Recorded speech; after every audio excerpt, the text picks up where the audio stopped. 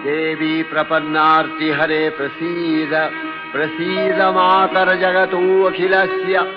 प्रसीद विश्वेश्वरी पाहि विश्वम् स्ववीश्वरी देवी चराचरस्य आधारभूता जगतस्त्वमेका महीस्वरूपेण यतः स्थितासि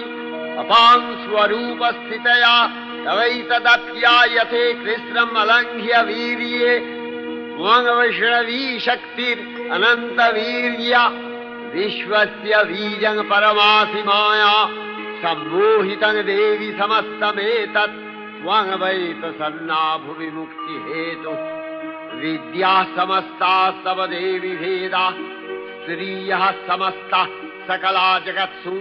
तवैकया पूरितमम्बयैतत् का ते स्तुतिः सद्य परापरोक्तिः सर्वभूता यदा देवी